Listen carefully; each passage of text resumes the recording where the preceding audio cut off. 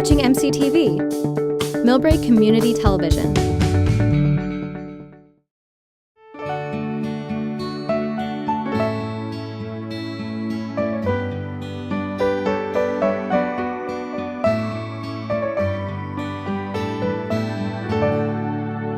My name is Sherry Osaka. I'm a licensed landscape architect. I've been practicing for 20 years this year, and my focus has always been drought tolerant and low maintenance gardens, because really, isn't that what we all want? A whole bunch of beauty with not a lot of work. So, and really, I think native plants and drought tolerant plants can really help you to do that. So we do have a number of plants, and I'll explain those at the end, but I also noticed that they're giving away some seeds in the back. So I snagged some because I always like to have some seeds. So we're here to talk about lawn replacement and native and drought tolerant plants. Now, I also volunteer with the California Native Plant Society, so I'll tell you right now, it's going to be California native focused.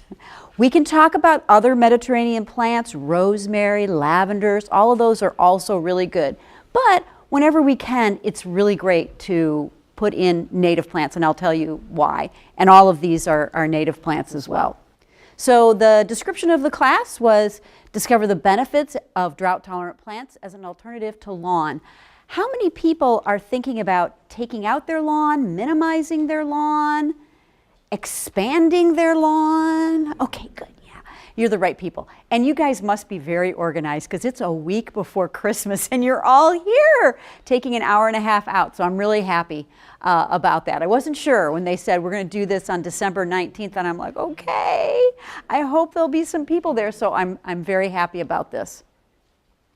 So we're going to talk about saving water in the garden, kind of in general. And the reason I want to start with that is because taking out your lawn really involves some effort. You have to take it out, you have to figure out what you want to put in, and there are some tips on some other things that you can do that are, we want to cherry pick. We want to get the low-hanging fruit first on saving water and then move on to taking out the lawn. But the lawn is not as hard as you might think. We'll talk a little bit about why use California native plants. We'll talk about some low water lawns, meadows, things like that. A little bit on drip irrigation. I don't have a ton of time, but I'll talk just a little bit about drip and then kind of how and when to water. And I'm only going to talk about one case study because we just don't have that much time, but we have some resources we'll talk about. So, saving water in the garden. Have any of you heard about this study? It's in Santa Monica. It's in Santa Monica. Boy, that took a while. It's a really interesting study that they did for about 6 years. They had two, I think it's the University of Santa Monica, they had 2 plots of land that they have offices in. And they decided, let's do a study. Let's plant one with kind of the traditional foundation plants and lawn. And then the other one, we're going to switch to native plants. And so what you see, we call these foundation plants that are kind of hug the building, but then the rest of it is just lawn. And then what you see over here is a variety of native plants. You see a gravel pathway. You see what we call DG, or decomposed granite. Both of these are very permeable surfaces, so they let water into the ground. And you see a little meadow over here. So they tallied the results of this program, and they found that they used 81% less water when they took out the lawn. It's huge. It's really huge. They also found that they used almost 40% less waste. But this is the one that I love. It took them 71% less labor to manage that garden. And I think that's what we find when we switch over to native plants or drought-tolerant plants instead of lawn. Lawns take weekly mowing and things like that. You can go to kind of a quarterly and have a very nice garden, quarterly pruning. A lot of times I tell people you can do a fine gardener that just does some quarterly pruning. If you're a real neatnik, you might want to do it monthly. If you could even do it yearly if you really wanted to. It may not look quite as nice, but it can be done. So there's lots of opportunities to really save a lot of time in the garden. And I know when I took out the last piece of lawn in my garden, it was so great. Because I just didn't, I have to mow. I didn't have to mow every weekend anymore. So, okay, we're just going to talk a little bit. I know you know how special, well, maybe you don't know how special. What type of climate do we have? Mediterranean. What percentage of the land in the world is Mediterranean? Just guess. 5%. I think it's 1. Wow. It's really, really small. Can anybody name the different Mediterranean areas? That's the Mediterranean. Excuse me? Mediterranean, that's the gimme. California, that's another gimme, but there's 3 more. There's 5 in all. South Africa, yes. There's one on each continent, except for Antarctica. Or is it Arctica? One on each continent. That's a hint. We got 2 more continents. Australia, the west coast of Australia is. There's 1 more continent. Chile. Yep. That's always on the west side of the continents. It's pretty interesting. But you know that, did anybody grow up someplace other than California? I grew up in Michigan. So I'm used to a lot more water. Not anymore, but I used to be. Oh, these are going slow. That's too slow. Chicago, that's pretty close to Michigan. That's what I was used to. And then you start moving west, and we start losing water.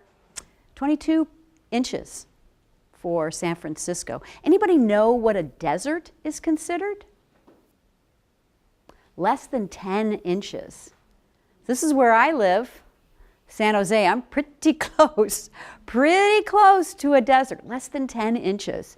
I don't know if it's going to be a good year this year. It's still pretty dry. I'm enjoying the sun, but I really wish it would rain. Oh, it's supposed to maybe rain tonight, right? Hopefully. So where I grew up in Michigan, this is more of our rain pattern, right? Pretty consistent all year long. You know, could be in the summertime. We're getting precipitation all the time. But here in California or other Mediterranean, we know we kind of have a bathtub curve. We get a lot of rain, but it's all in the winter. We don't get any in the summertime. So our plants are really used to cold and wet, hot and dry. Okay, cold and wet, hot and dry. Those are the only 2 seasons we have for plants. And that's a very important thing to know when you're thinking about drought-tolerant plants, whether they be Mediterranean or California. I always like people, I do like to assign homework. So I have a little piece of homework, and that is to figure out how much water you actually use at home. Does anybody know how much water they use in a year? Anybody? Usually the guys, some of the guys know. Nobody? Nobody knows? Nobody knows. Okay, well, here's a way to figure it out. I think your water bill is every 2 months. Is that right? Okay, so, and water bills are in this, they always measure it in terms of CCF, right? So it's C for 100, like Roman numeral 100, and then CF for cubic feet, okay? But that doesn't mean anything to me. But I do know that 1 CCF equals 748 gallons. That's a really important ratio. It's really an important ratio. I would write that down. Or 1 CF, cubic foot, equals 7.48 gallons. So if you had 6 water bills, you could figure out how much you use in a year. That's your homework. I have more homework, just some really simple things, but I hope you'll do that. It's really good to do because once you take out that lawn, I want you to go back and compare your new water use compared to your old water use. But I'll give you a few hints on what it might be. The other piece of homework that I like people to do is once a year, just go out and take a look at your water meter out at the street and make sure you're not wasting any water. You don't have any leaks. So I usually put on a pair of gloves, get a long-handled screwdriver, and pry up that case and then flip open, this actually is my water meter, flip open that little lid there, and there's a lot of spiders in there and all kinds of icky things. What you'll see is something like this, and there'll be like a little flow indicator. So it's a little triangle usually. Now, this assumes that everything in your house is off, right? The dishwasher's not running, the washing machine's, nobody's taking a shower, none of that stuff. So that little arrow, little triangle, should not be moving. If it's moving at all, you have a leak. Okay, yes? I just checked mine, ours is digital. Yours is digital. Okay, well then just look at the numbers. So you can just look at the numbers. Are all the ones in Millbrae digital? They are. All right. Okay, well this is old technology. You guys are real good. So all you have to do is then look at the numbers, walk away for 5 to 15 minutes. The numbers should not have moved. Okay? If they've moved at all, you do have a leak someplace. And then you have to figure out where that is. There's always a shutoff at your house, you know. The water line goes to your house and there's a shutoff. Everybody should know where that is.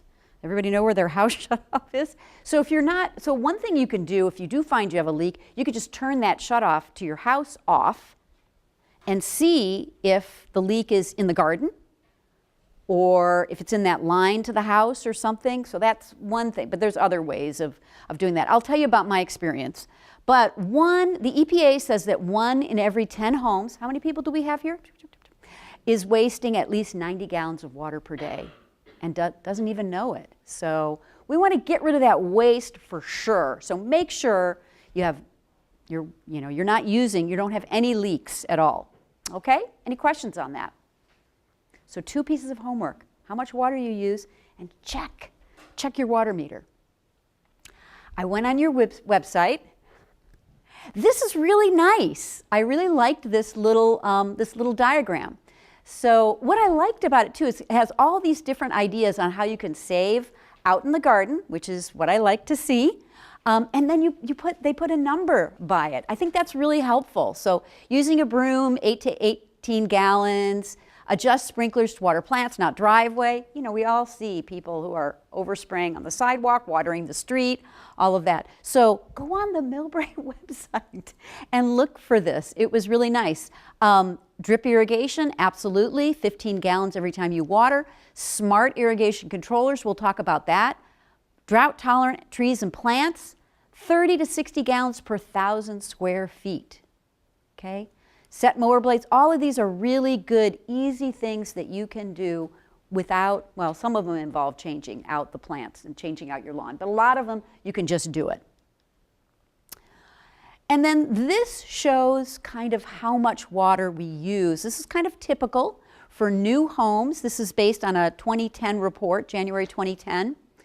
And it says that new homes use 174,000 gallons per year, all told. Outside, inside, new homes, 174,000 gallons. So now, when you add up your 6 water bills, you have something to kind of compare it to. See if you're above average. I hope you're below average. In this case, below average is really good. And then this gives us an idea of how much we use in the landscaping. It's a lot. And I'll tell you, the water districts down by me and up here also, you know, for the last 20 years, you know, they've been focusing on low flow toilets and changing out your washing machines and aerators in your sink. Now they're all looking outside because they've realized that there's a lot more water that we're using outside than inside, and we really need to do our part. And boy, am I glad that I am involved in drought tolerant landscaping, because if you're not, you're really missing the boat in this industry. So 57% is landscaping, but look at this. There's another 9% that's overwatering, okay? So that again, overwatering is a very easy thing to fix. Right now, even though we haven't had water, well, your irrigation system might be on. I just started watering a little bit again because it's really been dry for the last month. But typically in December we can turn off our irrigation systems. because we know January and February are usually our high rain months, right? So I hope you're turning off your controllers in December about. You're probably using the most water in July and August, but in the springtime and the fall, you can start setting them back. They can be about 50% of what you typically use in the summer. Again, that's a really easy way not to overwater and to really save water. Here's my house. So back in 1999, I'll give you my little spiel, I walked into my backyard, it was probably December or something like that, and I was ankle deep in water. Oh no. Yeah, we had a main line leak. We had a set of valves at the back of the yard, and we had a main line, a lateral, no, it's a main line to the valves that had broken. And it was just, and I had no idea. I'm not going out there, you know. Yeah, that was 225 CCF, that 2-month period. That's a lot. That's really a lot.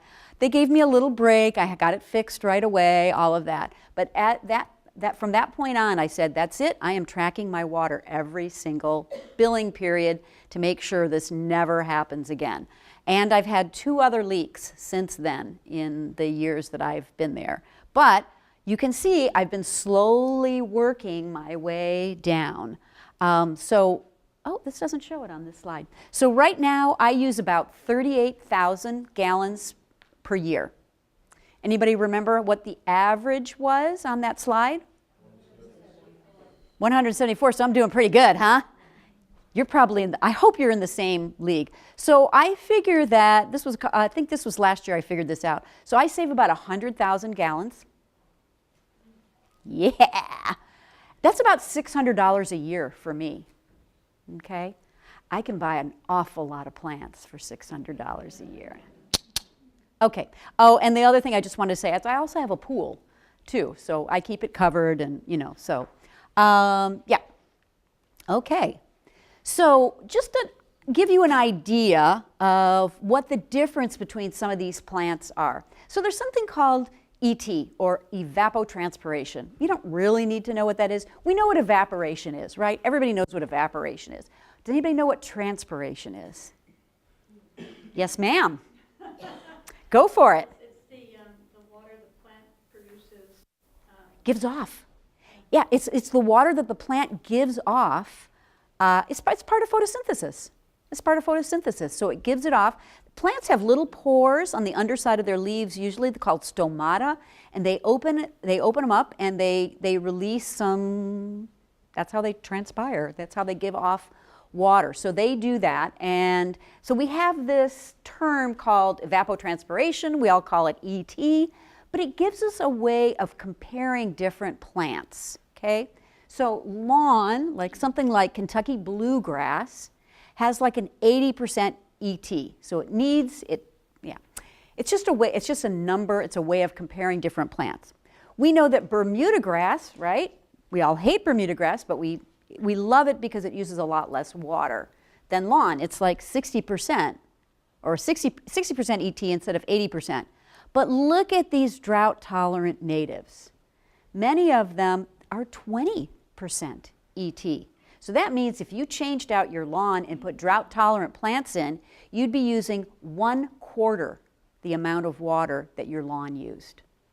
Instead of watering 3 times a week in the summertime to keep your lawn green, you'd be watering once or twice, once a week or every 2 weeks. So there's really a big difference there. And if you did very low water plants, you really don't have to water at all once they're established.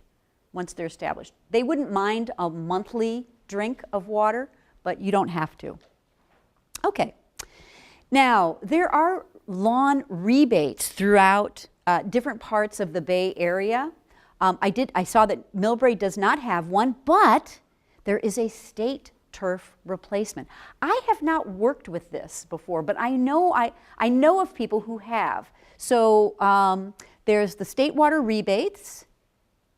It's on the slide. There's a nice little video down there. I was going to do it, but I don't think we have time. There's a nice little video. So if you look up Save Our Water rebates, you can apply for a rebate to take out your lawn.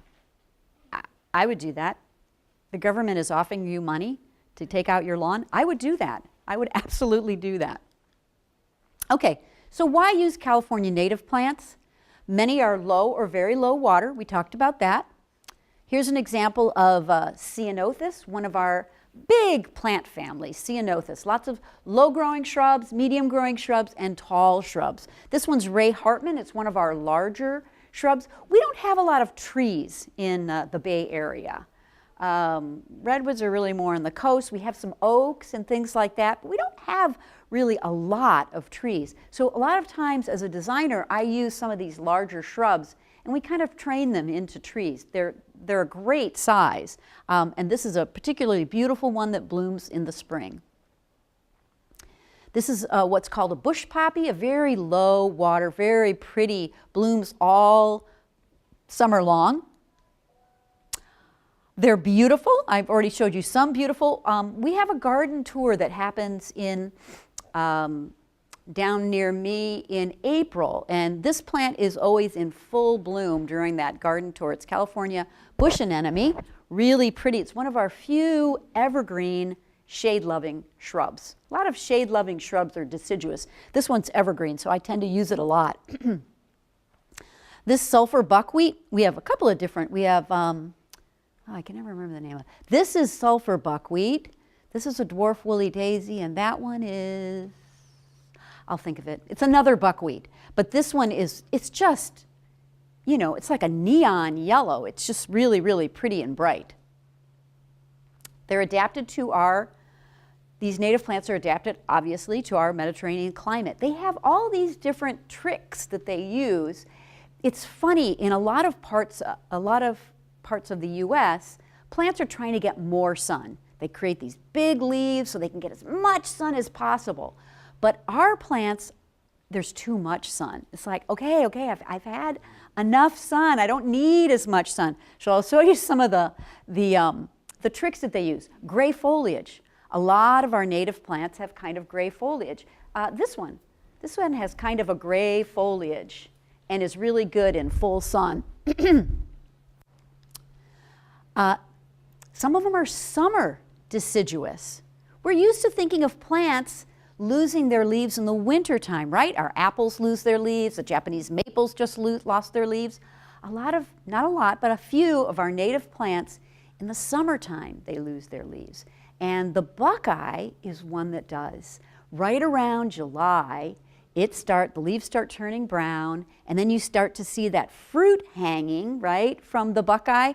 They're very, very pretty. They have a beautiful form, even when they're out of leaf, but they're summer deciduous. A lot of our grasses, right? A lot of our grasses are cool season grasses. They go dormant. They turn brown in the summertime. This is a rosy buckwheat. There's that sulfur buckwheat, but this is a rosy buckwheat. And what it does when the sun is high in the sky, it's getting too much sun, it just goes burp, and it kind of folds up the leaves, and you can see that below the leaves are kind of gray, right? So it's getting more, it's reflecting more of that sun by the bottom of its leaves. So they're so tricky. And then the manzanitas, instead of holding their leaves like this, they turn them. Their leaves are always sort of like this, so they're not getting quite as much sun. And a lot of times they have woolly or hairy leaves. And again, that hairiness or woolliness is kind of reflecting some of that sun away, so they don't get so much. Now this is the one that people always are surprised at. Bugs eat them. Why do I want bugs to eat my plants? You really do. You really do. This is a great book, if you ever get a chance to read it, called Bringing Nature Home. It's by an entomologist named Douglas Tallamy. He's on the East Coast, but he started doing research on native plants and how many bugs ate the native plants versus introduced plants and how many bugs ate them. And has anybody heard about the insect Armageddon? Insect Armageddon? It's a very interesting story. We don't have a lot of time, but I'll tell it really quickly. There's two men I think they were in England or it might be Scotland, and they over like 20 years they had been recording the number of insects that they found in their areas. and they found that the number had decreased by 80%. I'm getting chills. 80% of our insects. Now, we always think about plants as feeding the planet, right? Plants are what we call the trophic layer, the first trophic layer. Plants, you know, have chlorophyll, they create plant material, and they feed the rest of us. But insects are the second trophic layer. Everything eats those insects, and the insects eat the plants. If you like birds, and I do, and if you like baby birds, 98% of birds feed their babies insects. And that's when you see, you know, those little baby birds, and the mothers and father are going, they're grabbing insects, caterpillars, whatever they can find, and they're feeding it to their babies. So we need insects. So excuse it's not a very good quality, but let's take eucalyptus, okay? Eucalyptus comes from Australia. It's been in North America for 100 years. In Australia, there are 48 species of insects that eat eucalyptus. Here, one species has developed an ability to eat eucalyptus. Clematis, again, 100 years, 40 species in China, I believe it's China, one species here. So really, it takes a long time, a really long time for insects to start to eat some of these plants. There's one, I don't think I have any pictures of it, but there's a shrub that I use a lot called coffeeberry. And in the spring, you always see little bites out of the leaves. And I used to worry about it. I don't worry about it anymore. The plants always do fine, but there's a lot of caterpillars and insects that eat coffee berries, and they're very, very good. And then here is a list of woody plants ranked by ability to support Lepidoptera, or caterpillars and, butterflies and moths. Oaks support 517 species.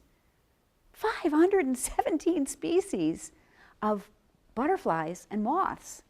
That's why I have 3 oak trees in my front yard. I want those insects. They're very, very good for our planet, for our birds, even for us. Okay.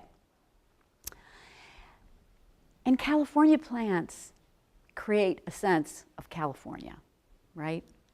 I mean, right? That's during the super bloom, that's Carrizo Plain. That's gorgeous, just gorgeous. All right, so that's why I really like native plants. So let's talk a little bit about how to select some native plants. A lot of times when people are thinking about getting rid of their lawn, they say, well, I don't want my lawn anymore, but I want something like a lawn. It's like, oh, okay. So I always kind of start with that. Let's look at some things that are kind of like a lawn. Most are California native, but some are Mediterranean. So this is good for shady gardens. So if you have a lawn or part of a lawn that's in a little bit of shade, I love this plant for that. It's common yarrow. It spreads really well. It has runners that have it spread. You really have to have a good either root barrier or mow strip, something to contain this plant, or it just keeps on going. This is probably like 3 months after it was planted from like 4-inch pots. And then this is it a little bit more full. You can mow it. You can walk on it. If you keep it mowed, you're not going to get the flower heads, which stick up above they're very ferny leaves. They're very soft and ferny. But if you mow it, you're not going to get that. But it's kind of nice just to kind of let it go a little bit.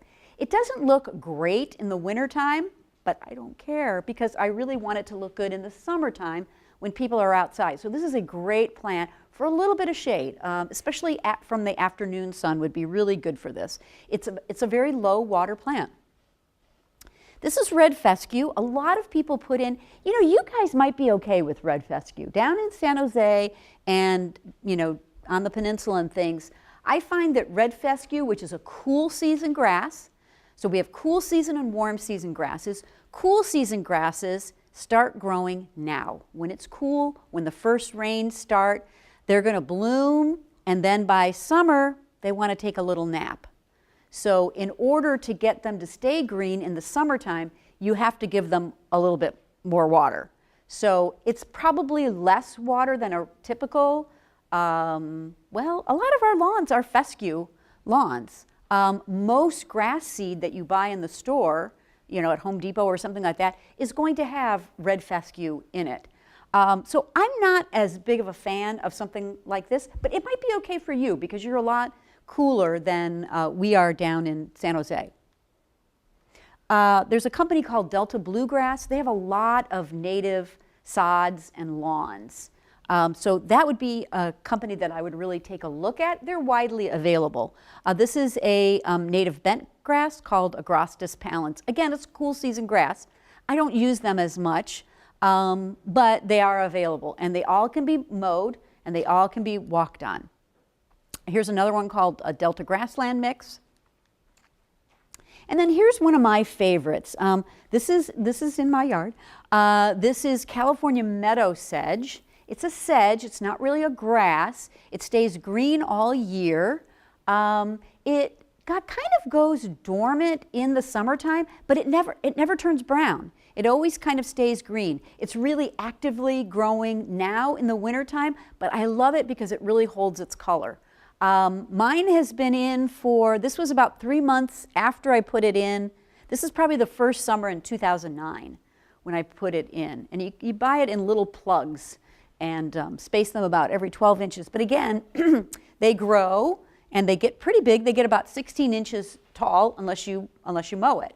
And if you mow it, you want to do it pretty regularly because when it gets 16 inches long, it's pretty hard to mow. It can be done. You have to use a gas mower. Somebody asked me if you could use a reel mower, you know, a push mower. No way. I did try. It did not work at all. But I love this. It really takes the heat. And again, you could water it once a week if you want it looking really good, but you could stretch it to every 2 weeks and it would be just fine. And I use drip irrigation for it. So I use a subsurface drip. For anything that needs to be mowed gets subsurface drip. So I'll talk a little bit more about that. Okay, and then little foot traffic. Oh, we're really going to have to boogie. All right, this is kind of a neat one. This is a South African Diamondia. It doesn't do great in really big areas, but it is perfect between some stepping stones. So this was somebody that had grown it near my house. This is kind of a view of it. It has little yellow flowers. It's kind of gray on the underside. Stays really, really low. It would take light foot traffic, and you never have to mow it unless you wanted to get rid of the flower heads, but then you could even use a string trimmer. So you really don't need to ever mow it. It stays really nice and low. You could do some fescue, some more bunch grasses. I think they look really nice too. This is an Idaho fescue. This is a bigger one. This is a wild rye. I've put that in. I thought it was going to be huge, but it's really not that big. It's probably 3 feet tall, maybe 3.5 feet tall. It's about waist high, and they're big, but it's really pretty kind of massed. If it's a small yard, this is probably way too big for that, but it's kind of neat. We have a lot of woody ground covers that make really good lawn substitutes. Again, these are not super walkable. They're woody.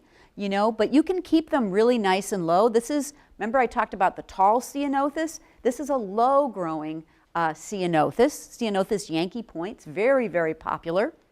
I have a lot of these names on that one double-sided sheet also, so you might want to look for that or take notes there. This is another one that I like quite a bit. This one would definitely grow well for you. This is more of a coastal species. It struggles a little bit in my yard, but what I like about it is it's a really neat green. So you can see this is a pretty deep dark green, and this is a really nice medium green. This one blooms in the fall. So again, it's really good for insects and things that need something that's blooming in the fall. We have sandhill sage, David's choice. That's this gray one there. Not particularly long-lived, but a very nice plant, very soft. This is Dara's choice. There's also a sage called Bee's Bliss that I use a lot. They get 6 feet, but they're very low. I would say less than 2 feet for sure, and very low water. Now, I've collected a bunch of free landscape designs. Some are very, very simple. They're all, I want to tell you that the presentation is on my website as a PDF. I had to break it into 2 parts because it was a little too big, but you can go on my website and download the presentation if you want. But I also have, I think it's about 14 different free designs that you could take a look at, and you can download those. So this is, I'm going to go through just a couple of those free designs that you could kind of look at. All right. So this is one that Yerba Buena Nursery, they're in Half Moon Bay, so they're not far from you. They have a great website, by the way. They have lots and lots of information. But this is a really, really simple design. So what you see is maybe a front door and a path. I assume this is the street. Maybe a boulder here or something. And all they've done is taken some low ground cover, like Ceanothus gloriosus Anchor Bay. I'll show you what that looks like.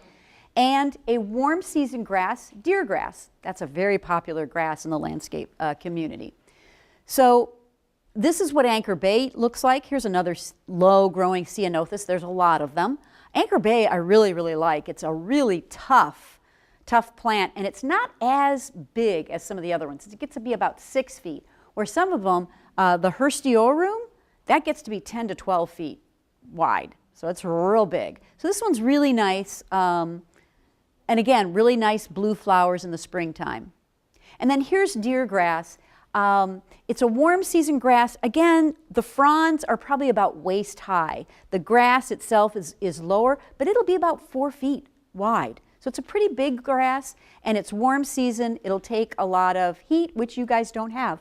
But there's some other large grasses that you could use. So that would make a super simple. You could rip out your lawn. You could put a couple of these low ground covers. You put in some grasses for some accent. You know, so you have something low and you have something high. Done. And that is what I did in part of my yard. It's like I knew I wanted to take the lawn out, but I didn't have time. You know, the shoemaker's children. I didn't have time to do my own design for my front. So I just said, that's it. I'm just going to do, I just did coyote bush, some sages, and some deer grass. Done. Now, over the years, I have embellished that, but it was really, really easy just to get it done. Here's another look at some deer grass. Yeah, they're not using it as an accent here. They're really using it as kind of filler. I really like it as an accent plant. Here's another design. This is by, they changed their name. It used to be Actera Stewardship. They're down the peninsula. I'll think of what their name is. This is a more traditional kind of design where we see maybe a front porch, a walkway, a driveway. So here they're doing, remember we talked about the foundation planting in that garden to garden study that I showed you? So here they're doing a little bit of a foundation planting. They're screening their neighbors. Right here. They're screening the street too, which I don't do as much, but that's what they decided to do. And then they have a little bit of a meadow. So we're going to go through some of the plants that they said. So they picked the California meadow sedge, which I was happy about. This is one of my clients that had a little bit of that. And then here is a photo of when it's mowed. So you can see it's not, you get some bunchiness to it. You can kind of see the clumps, but it fills in pretty nicely. And it's very walkable if you keep it mowed. This is one of the plants that I love because we have a lot of purple and blue in California. You know, the sages, the ceanothus. You need some yellow. And this one really blooms all summer long. So I really enjoy that. And it's full sun. Salal, I don't use that as much, but they're using it as one of the foundation plants. It's good in the shade. This is a holly leaf cherry. They're using that as a screening plant. Super great plant. Little cherries, very nice, very shiny leaves. Western redbud, you're going to see a lot of pictures of western redbud. It's like a Japanese maple substitute. It's a really nice tree. Has beautiful flowers in the spring. It has a nice shape, kind of multi-trunked, has sometimes the pods, it's in the pea family, sometimes the pods are very ornamental.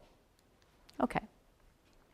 And then here's one more design. I would say this is a lot more complex, okay, but this is very typical of what you'd really get if you hired, somebody to do a design. So here again we have a porch, the front door, the driveway, a little pathway.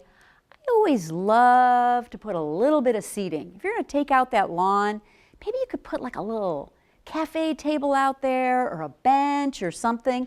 Whatever you do, if you have a lawn that you're taking out, you are going to need some kind of a path through there because you're going to have to maintain those plants and you're not going to want to stomp on them in order to maintain them. So some kind of a path could just be stepping stones, set in soil, could be very, very easy, but you are going to need some kind of a path through the garden, okay? Again, we have some screening on the sides. I think these are coffee berries that I had selected there. A little cafe table, and let's look at some of the other plants that are on here. There's that redbud again. This one has really pretty, sometimes you can find one that has these pink pods on them. Sometimes they're brown, but sometimes they're this really beautiful mahogany color. Another ceanothus. They're so nice. This is a smaller one called skylark. Sage, Cleveland sage. Again, it might be too. It's very chaparral-y, so it might be need a little bit more sun than you have, I'm not sure. But sometimes they call it musk sage also. It smells like you're out in the chaparral. People will come to my yard and they're like, oh, what is that? I'm like, oh yeah, it's that plant, It's very aromatic, but it has beautiful little blooms and really takes the sun. Penstemon, heterophyllus. I have 5. There, those are the penstemon, really lovely spring bloomer, and if you water them a little bit, they will continue to rebloom, not as much, but continue to rebloom in the summertime. I showed you the rosy buckwheat with the foldy up leaves. Here it is again in full bloom, and this blooms in the summertime, There's nothing else blooming, and this one blooms in the summertime, so it's a great one to have. The spring is a great time for all kinds of different flowers. Summer's a little harder, so this one is a real workhorse. I do have one mimulus here. Where is it? Here it is. It's real pretty. There's a whole series of mimulus that they've developed. They call it the jelly bean series, and there's some white ones and yellow ones, but it looks a lot like an azalea, doesn't it? They have really nice, they've developed the blooms to be much bigger. This is sticky monkey flower that you might see along hillsides and things. There's a lot of it growing wild in Palo Alto for sure, but they've really developed it, and it has beautiful blooms on it. And it's very nice and small, and it's really like a small azalea. You must, absolutely must, have at least one California fuchsia. If you have any sun at all, you must have one. The reason is the hummingbirds love this plant so much. And again, it blooms in the summertime. It starts blooming late spring, and it'll bloom all the way up until our first frost in December. And then you whack it to the ground. You must have a California fuchsia. Okay, so those are some free designs that are on the website that you can pull down and take a look at. Maybe it'll give you some inspiration. But I want to talk a little bit about how to prevent weeds and how to get rid of your lawn. We're going to talk a little bit about sheet mulching. Does anybody have Bermuda grass that they're trying to get rid of or want to get rid of? Bermuda grass? No. This is the first time I've ever had a class where nobody had. Okay, I'll show you what it looks like. This is what it looks like. Does everybody go, yeah, I have that. It's got these little flower heads. It creeps along.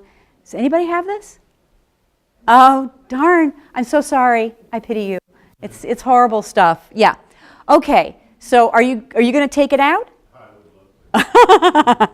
Okay. I'm going to tell you I will tell you a fast way and a slow way to get rid of Bermuda grass. It's a warm season grass. It turns brown in the wintertime. So it is not growing in the wintertime. So if you try to take it out now, it's just a waste of time. It's not growing. Even if you sprayed Roundup on it, it doesn't care because it's not growing. It's not going to take it in, okay? It's very, very difficult to remove, as you know. It grows in its warm season. It grows when the weather is warm. So in spring, that's when you really have to kind of attack it. So the fast method, and this is what the contractors that I know use, they rent a sod cutter and they do 2 passes of a sod cutter. That takes out about 3 inches of topsoil. Doesn't get all the roots, but it gets a lot of roots. And you just package that up and send it to the city. You do not put it in your compost pile, right? Let the city handle that. Then you're going to, if you can lightly till it, that's going to bring up some of the roots, and then you're going to try to rake and pick out every single root you can find. You won't get it all, but you'll get a lot of it. And then you can sheet mulch, which I'm going to talk about in a minute, and you're going to want to plant on top of the sheet. So sheet mulching, you guys know what landscape fabric is, right? You put it down, it keeps the weeds down. The idea is that if you can cut the plant off from sunlight, it's going to die. It can't feed itself, it's going to die. So that's what sheet mulching does. So we're going to talk about this a little bit more. But let me just finish this. You're going to sheet mulch. You're going to plant on top of the sheet. I'm going to tell you how to do that. And then any strays that you see come up, you're going to pull them immediately. And then the slow method, this is the slow no work method, is slow no work. It takes time though, it takes patience. So you're going to cut it down real low in the springtime, then you're going to sheet mulch on top of it, and you're going to not water it or do anything the whole summer long. You're going to cook that baby. Yeah. So, and again, if you see anything come up, you got to get rid of it right away. You got to hand pull it or whatever. But then by fall, it should be gone and should be ready to, again, I would not cut into the paper. I would still probably plant on top, and I'll tell you how to do that. But that's a great method, and several people have done that and been very successful with that. Okay. But for the rest of you, sheet mulching, you don't even have to take out your lawn. You can, if you don't have Bermuda grass. Those people are an exception. If you have, a fescue, a Kentucky bluegrass, something, most people have some kind of a tall fescue or something like that. Super easy just to sheet mulch on top.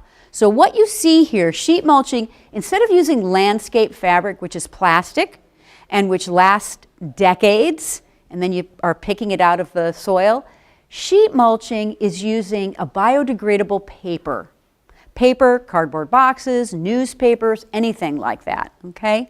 So in this case, they're using cardboard, and you can see they're starting on the edges. That's very important. They overlap, and the thing about cardboard boxes, you have all these slits, so you have to make sure that those are all, covered over. You don't want to give the grasses any room to kind of come up, but you can kind of cover all of that over, and then you can either plant in it or plant on top of it. You should probably kind of plant in it, would be okay, and I'll tell you about that. Okay. So you can just cover it up, don't have to pull it out. There's a couple of other tricks. I'll talk about it here. So this one, they're showing sheet mulching, but the lawn had been removed. But if you're doing sheet mulching along a pathway, a driveway, or something like that, the idea is you put the paper down, and I'm going to explain it a little bit more, but you put the paper down and you cover it with mulch, okay? But if you're along a driveway or pathway, you really need to lower the soil level below the top of your driveway or your pathway, right? Because we'd like to get 2 to 3 inches of mulch on top of that paper. And if it's higher, then it's always going to be sloughing off, and you're going to be really mad at me. Why didn't she tell me? So lower the soil like 3 inches at least right along that pathway, okay? Then don't get rid of that soil. What I want you to do is take it and make a little mound or a berm or something like that, okay? We'll talk about that later. So save that soil. But that's going to give you the opportunity to come back through, put the paper on top, and then sheet mulch around. So here what they did, they planted, and then they're putting newspaper. And if you're going to use newspaper, you need at least 4 layers. 4 to 6 layers of newspaper is really good. I try to stay away from some of the glossy stuff, but even the colors are fine. All newspapers are all soy-based ink. There's nothing toxic in it. It'll be absolutely fine for your garden, okay? So they planted, in this case, they planted, and then they just sheet mulched around it. But if you had lawn, you could just, in fact, you could just plant into the lawn and then do this same thing. Plant into the lawn, sheet mulch around the plants. Am I confusing you? Are we all together? You'll ask questions, right? Okay. All right, because it is a lot of information. You can also get these big rolls of cardboard. I don't know where, up here down where I am, like I think it's in Milpitas, Zanker Recycling, they'll sell you, they'll deliver, they'll sell you these rolls. They're about 4 feet wide and 250 feet long. So you have about 1,000, it'll cover about 1,000 square feet. And it's a very thin kind of cardboard. Even then I would use 2 layers. And Bermuda grass people, definitely, at least 2 layers or more to really get that. So 2 layers is really good. But what I like about this picture is you can see they're kind of overlapping, right? You want to overlap like 6 inches so nothing can kind of get up between. And I also wanted to show you this because here you see, notice that hose there? That's real important. You lay the paper down, you wet it. That's going to keep it from blowing away, okay, until you can get the mulch on top of it. The mulch isn't really doing that much. It's just covering up the paper because it doesn't look that good and just keeping it in place. It's really the sheet that's really keeping the weeds from coming up. This works great. I hardly ever weed anymore. Very, very little. Okay, so the steps are knock down. If you have anything tall, like if you have a really weedy area or you have foxtails or something like that, you really want to knock that stuff down. You can either just stamp on it or mow it. I'd probably just stamp it down or something. If you're going to do irrigation, it's good to do irrigation now and then cover that up. Bermuda grass, you're going to want to do irrigation on top of the paper, okay? So install your irrigation. You could do compost or you could do a natural pre-emergent like cornmeal gluten, but you really don't have to. The paper does everything that you need. And a lot of our native plants don't need a real rich soil. The penstemon doesn't like really rich soil. It likes a poor soil. So you don't really need to add a lot of compost, okay? You apply that weed barrier, must be permeable, and it must be biodegradable in my book. So that's newspaper, 4 to 6 layers, cardboard, cardboard boxes, 2 layers, paper rolls, 2 layers. You can even get some paper, I think I have a picture of it, we'll see. And then you're going to apply mulch. 2 to 3 inches of mulch is really nice. You could buy the mulch, but you could also get tree trimming companies to bring you what we call arbor chips. Free. Yeah, so a lot of times they'll dump a load of arbor chips in your driveway. In your driveway, that's the safest place. Yeah, and if you don't like the color of the arbor chips, it's real bright. When it first goes down, it's real bright. And then it kind of grays. But I've also done it where I'll do arbor chips and then I'll just top it with something, really nice, some mini fir bark or something like that. And then it's all good. It looks really great. You do want to keep the weed barrier and the mulch 6 to 12 inches away from any woody shrubs or trees, okay? Having that paper and mulch right up against a woody trunk is really bad. Just don't do that. So keep it away. The perennials don't care. These guys don't care. But anything really woody, it's good to keep it away.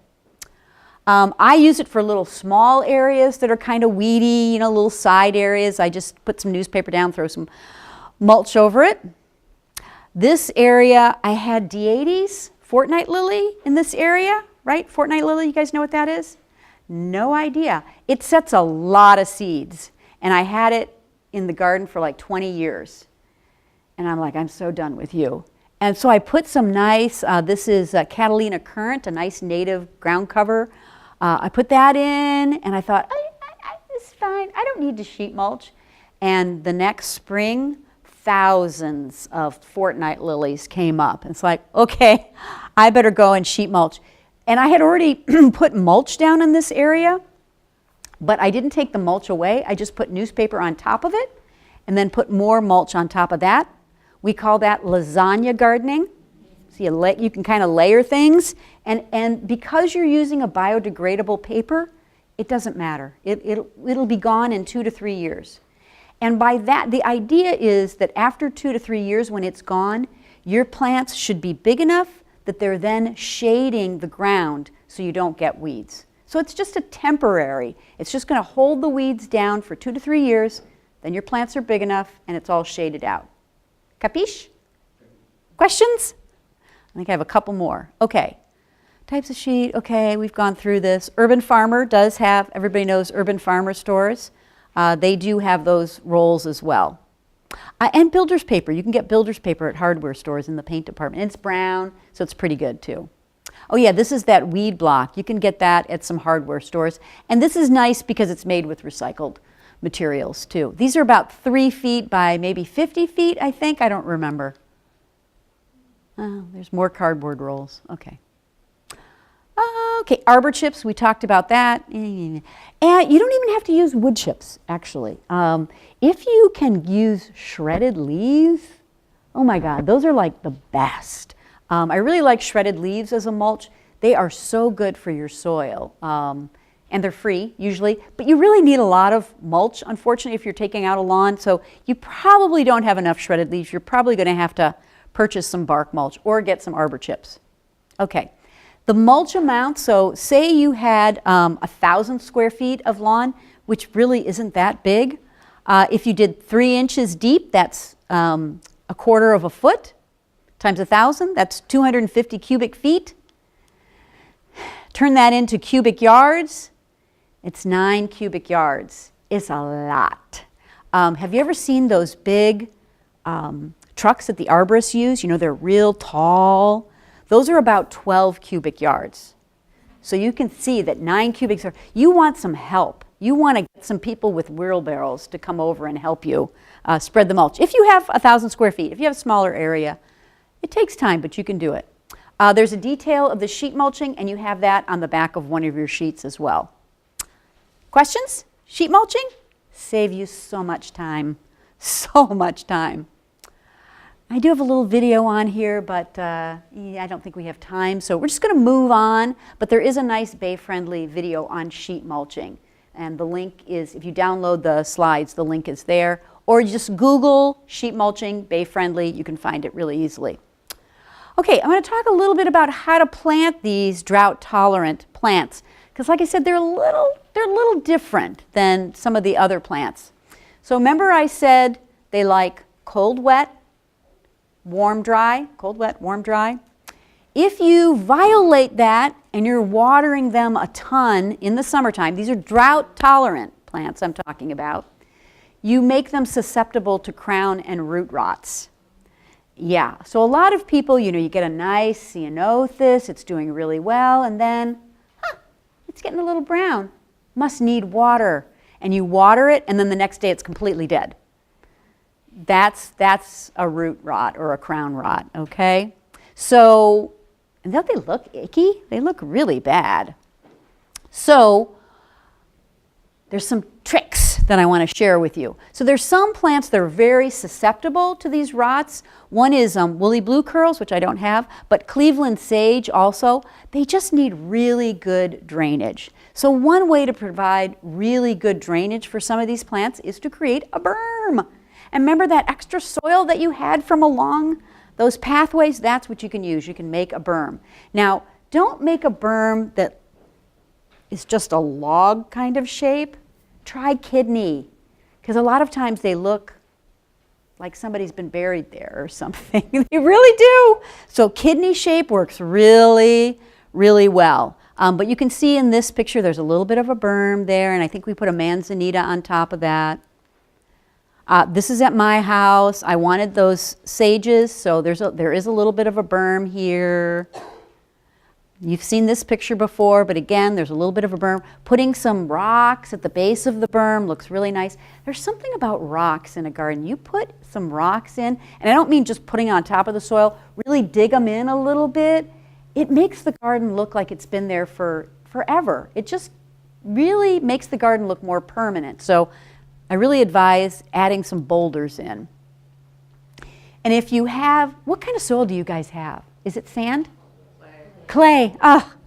So if you want to know how to improve clay soil, the answer is compost. The answer to every garden question is compost. I really recommend compost. But there's a great article in Fine Gardening. If you say Fine Gardening, Improving Clay Soils, there's a great article there that you can read. The answer is compost. Okay. Planting techniques. So when I learned how to plant, when I was taking classes for landscape architecture, they would always say the hole needs to be twice as wide and twice as deep. We don't do that anymore. Twice as wide is still good, but not twice as deep. It needs to be just the right size as the can or the plant material. The reason is we want the crown of the plant to be a little bit high, about 1 inch high is good. I want all the roots covered, but I want it a little bit high because if it rains, I want water to kind of, again, go away from that crown, okay? You can throw a little bit of compost in there if you have it, and you're not really amending the soil a lot, you're kind of inoculating it. You're just getting some good microorganisms into the soil, which will really help the plant. Mycorrhiza, are you guys familiar with what mycorrhiza is? Ever heard of that? Yes, some, mostly no. It's, a lot of plants have a symbiotic relationship with fungi in the soil. And so a lot of people kind of inoculate with these mycorrhiza powders that you can find at your local garden center. I just like compost. Good alive compost from your house would be great if you had it. Okay, so a little bit high is really good. And again, keep the mulch away from any woody stems. Yerba Buena Nursery, I talked about that already. They have a great list of clay tolerant species, and they're close to you, so they can really recommend. By the way, if you have 400 square feet or less, you can take a dimension, a drawing of your 400 square feet or less area, and they will design plants for your garden for free. You do have to buy some plants from them, but that's a really good deal, okay? And it is free. You just have to buy some plants. Okay, they're a good place. We're going to talk a little bit about irrigating. I think I have time. Okay. So I use drip irrigation for everything. Absolutely everything. You already saw that even meadows and lawns and things I use drip irrigation for. I'm a big fan of drip. It has gotten a bad reputation over the years, but usually that's because people didn't design it right. It took designers a while to kind of figure it out. So some components are, you have to have a valve with a filter. You must have a filter because even though our water is very clean, it's not clean enough for these little teeny tiny emitters, okay? You can clog the drip lines because it's not filtered enough. So here you see an anti-siphon valve with a little Y filter on it. So you need a filter. You also need a pressure regulator. Most of our pressure is about 60 to 90 psi at the house, and it's no more than, they can't take more than 50 psi, otherwise you have to start clamping things and it's a real pain. You need some kind of a flush valve, I'll talk about that, but I mostly wanted to say also that you're probably familiar with drip with these punch-in emitters, right? We call that online. You're punching them in. I'll kind of pass that around. Online emitters. But the industry has changed and we're now all using inline emitters. So if you look in here, and you can see a little hole there, there's an emitter in there. No more punching things in. So you can just lay this tubing out and around in your garden and the emitters are already inside. Let's see, I think I have one here too. you go. And so that's 1/2 inch tubing, and that's what I would use for most gardens. If you have vegetable gardens, you could use 1/4 inch, and again, you can see there's a little emitter in there. So that's really good for pots or vegetable gardens. Okay, now, a lot of people are used to thinking about irrigation, drip irrigation, as being a couple of emitters per plant, okay? I call that the per plant method. And that's how I learned drip irrigation. It's like, oh, you got a little plant, you put 2 emitters. Oh, you got a bigger plant, you put 4 emitters. Oh, you got a really big plant, you put 8 emitters or something like that, okay? We don't do that anymore. I don't do that anymore. I don't want to water the plant. I want to water the soil. When you think about spray irrigation, if it's a design well, spray irrigation is designed to irrigate the whole area, right? Head to head, and the whole area, excuse me, so the whole area needs to get watered. When we have rain, right, it's not raining on individual plants, it's raining the whole area. So when I do drip irrigation, I want to water the whole thing. The reason is that, remember I talked about some of those ground cover ceanothus, and you buy them and it's a cute little pot like that, but it gets to be 6 feet. So if I have all the irrigation right at the base of that plant, we know there's crown and root rots, and I'm really not doing anything for those roots that are really out there, right? So I don't do the per plant method. I water the whole area. So if you're redoing your lawn, you're going to want to make that whole area one zone, a low water zone, okay? And you're going to run this drip line. If you have clay soil, the emitters are going to be 18 inches on center, and the lines are going to be 18 to 22 inches apart. So it's a grid. We're creating a grid, okay? It's watering the soil very evenly. It's going to give you really good root growth in the summertime, which is going to make those plants more drought tolerant. The bigger the root system they have, the more drought tolerant they're going to be, okay? So that's why I really like this method. Now a really easy, oh, I don't have it in here. A really easy method to do this, I brought the wrong box, I'm sorry. You can actually take one of your spray heads out and you replace it with this kit that Rainbird has. And it's taking the guts out and it's putting in a 200 mesh filter and a 30 psi pressure regulator. So, I mean, you're kind of done then. You can just get an adapter and hook it up to your drip line.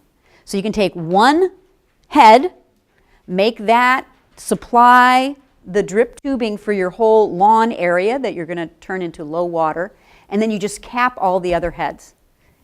It's real easy. Is that clear? You don't have to make any changes to the valves or anything. Now, on my website, I just did a class on converting from spray to drip. I put the link back on my website because I thought you guys might want to have a little bit more information on how to do that. So there's another presentation. Just scroll down a little bit more and it's a presentation all about that. Okay. You can also go from, so if you don't want to do it from a spray head, you want to do a new area, you can also go from a hose bib, a faucet. And so what you see here is you have, this is an anti-siphon device, a little timer, a pressure regulator, and a Y filter. I built it myself because it's better than the kits.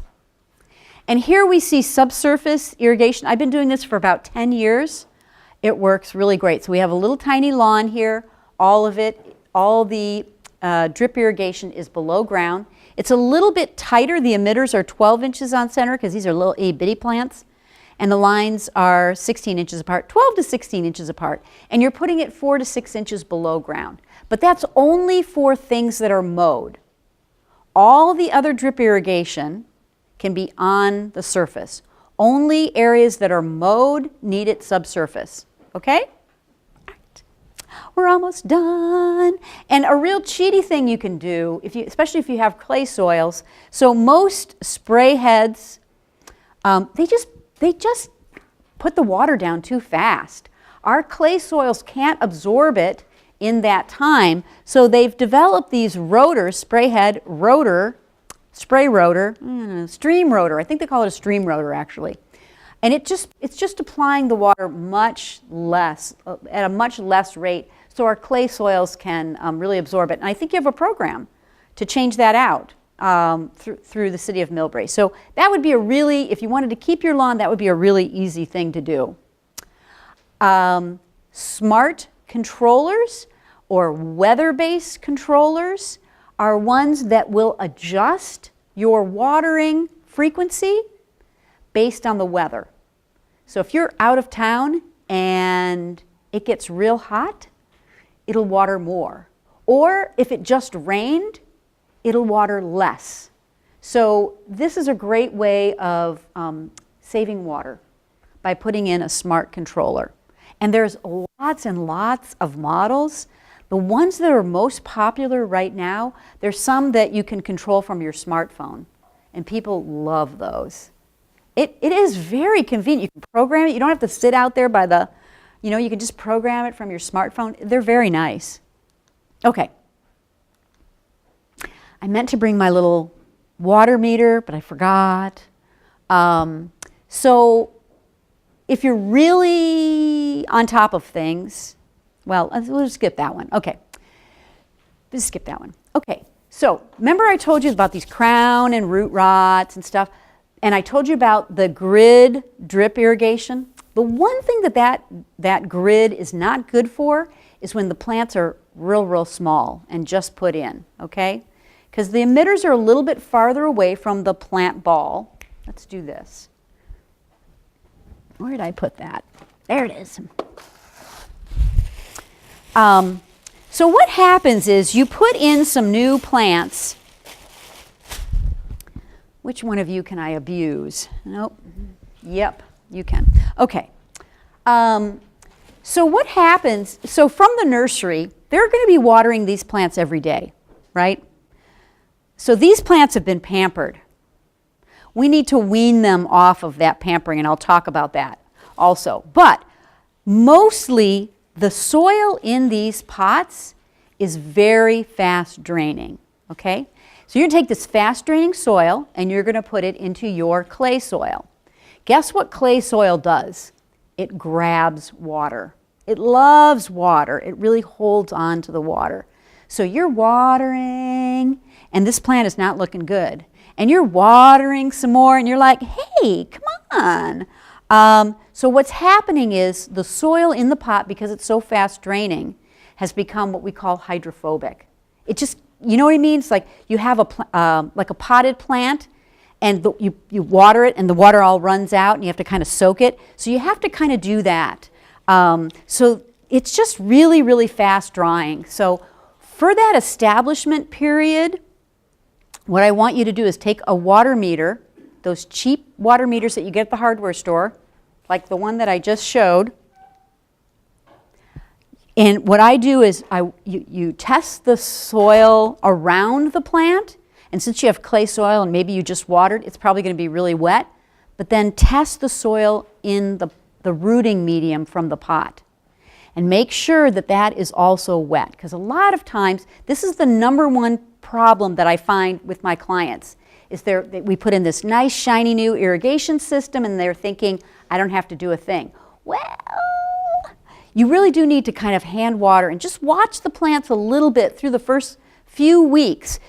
Some plants are slow to get their roots out into the clay soil. It just takes them a while. Some plants are very fast, and so they'll get their roots out and they'll be fine. But other plants, you can see they're just not doing real well. Check the soil. That is what is going wrong. So definitely do that. Clear? Capiche? All right. So with drought-tolerant plants, you do want to let the soil dry out a little bit, but you don't want it to get bone dry, right? So you want to let them dry out a bit prior to watering. I would water, if you have a water meter that has a scale of 10, I would water when the meter is between like 2 and 4, okay? That's when it really needs another shot. This is for drought-tolerant plants, okay? Don't let the soil dry out completely because we have clay soils and they can become really hard to re-wet. So that's really when you should water them. So you don't want to give them a ton of water. Let them dry out a little bit and then water them again. You can test the soil after you water, like maybe if you water in the morning, which is the best time, if you water in the morning, you might want to test the soil the next day just to make sure that it really got wet. Sometimes it'll take a couple of waterings if it's really dry to really get wet again. Okay, if we have a heat wave, don't water in the middle of a heat wave. It's the worst thing you can do. You really want to try to water a couple of days before the heat wave. Again, remember, warm, wet, crown and root rot. So if it's really, really hot, don't water. Water before, or just tough it out and water after the heat wave has broken. Okay? All right. Hydrozoning. Yeah, read that. We're almost done. Okay. I'm going to skip that too because we're out of time. So if you want to know, if you want to know what the water requirements are of some of the plants that you have in your yard, there's a great resource. It's on the sheets, also in the teeny tiny little print at the bottom. It's called WUCALS, and you can actually look up plants. So I'm going to show you how this works. So here is, where is Buxus sempervirens, English boxwood. We're region 1. English boxwood region 1 is a medium water plant, okay? Buddleia davidi is butterfly bush. Butterfly bush, we all know that. That's a low water plant, okay? Almost every plant you could look up is in this WUCALS. It's online, it's free, it's really easy to use. Okay, I'm running out of time. Okay, I'm just going to show you one quick case study, and that's my house. So this is when I moved in. It's very traditional. There's a boxwood hedge, there was a birch tree, there's one dead oak tree. There was another oak tree died that winter. I found out that the guy would, so he had, these oak trees are in lawn. They're a holly oak, so it's not a native oak, but he used to pour Roundup to kind of kill the lawn under the oak tree. Yeah, to kill the lawn, because he wanted it bare soil under the oak tree. I don't know. Yeah, I could never figure out why these trees look so bad. And then my neighbor told, oh yeah, he used to Roundup underneath them. I was like, oh, well, that explains it. That would kill anything. So this is when I had some lawn in the front, because I had 2 young daughters, but I got really tired of mowing. So then I took it out. So here they're taking it away. If I know now what I knew then, I just would have sheet mulched the whole area. But we did have them take it out. And here you actually see, I was telling you that all I did was put in these coyote bush. So here's my little mound. See how I have this little mound? That was for my sages. And then pretty much the rest of the plants, I think I have some coyote bush and I think a sage. I think I did some sages. That's it. I made it real simple, done. And you can see the newspaper going down and then the arbor chips from my arborist going on. And then I've already showed you that picture, but that's that Cleveland sage. And there's a coyote bush. There's I found this just like last week. There's my little teeny tiny sedge meadow. These are little tiny plugs that you buy and install them. And that was 3 months later. Isn't that amazing? Woo-hoo-hoo! It grows. It's very happy. Yeah, just some other parts of the lawn. I thought this is a little hard to see for y'all, but it's on the slideshow in my website. But just some really good resources. These are again from the city of Millbrae. You had some real good resources on here. How to check for leaks, how to read your water meter, conservation tips for landscaping. Really good. The free sprinkler nozzle head program. I thought there were some real good things.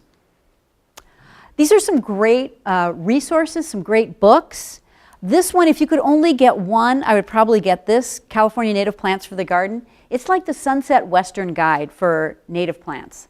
Beautiful pictures, really good descriptions. If you wanted some ideas, Reimagining the California lawn is a great, just all kinds of different ideas for, getting rid of your lawn and putting something else in, okay? This is more on care of plants, and this is out of print, but boy, it's a great book if you can find it. All right. This is an old sheet, but there is a garden tour, like I said, in April. It covers the peninsula and the South Bay. It's in 2018, Saturday, April 7th in the north and April 8th in the south. I'll be on the garden tour in the south. If you want ideas, sometimes it's really nice to go to somebody's garden and actually see it in 3D. And these people, there's over 50 gardens that they have on the tour. People are very willing to show you their garden and what they've done. You can get a lot of great ideas. Okay, some nurseries. Mission Blue Nursery would probably be the closest to you and the one that has the plants that would be best for your area, but Yerba Buena and Half Moon Bay would also be good. Okay? Thank you, we're done. Thank you all for coming. You've been a great audience, and I'm really pleased that you came out a week before Christmas. Thank you so much. All right, signing off. Yay!